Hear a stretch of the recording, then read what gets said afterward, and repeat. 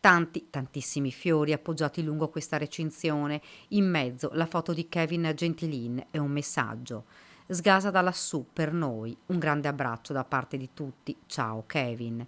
Da ieri pomeriggio in via Sile, dove si è consumata la tragedia, c'è stato un via vai di persone, amici, parenti, compagni di scuola, genitori di giovani come lui.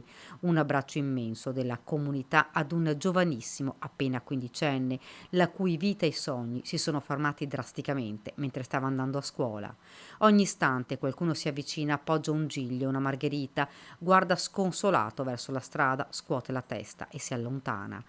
15 anni, tanti progetti, il lavoro, lo studio, gli amici e l'amato nonno al quale era molto legato. Tante domande, perché è accaduto, la dinamica al vaglio della polizia stradale, ma verrà anche effettuata una perizia cinematica per ricostruire l'ennesima tragedia della strada. Intanto in procura è stato aperto un fascicolo con l'ipotesi di omicidio stradale per permettere anche al legale dell'automobilista coinvolto nell'incidente di poter partecipare con un proprio consulente a tutti gli accertamenti. Kevin stava andando a scuola, sembra stesse sorpassando una coda di mezzi quando un'auto, condotta da un 43enne di Vedelago, svoltando verso il piazzale di una fabbrica lo ha travolto. Nulla da fare per il quindicenne morto sul colpo. La comunità di Castelfranco è sotto shock. L'associazione Non Correre Accorri di Castelfranco aveva in programma il 16 novembre una fiaccolata in memoria delle vittime della strada.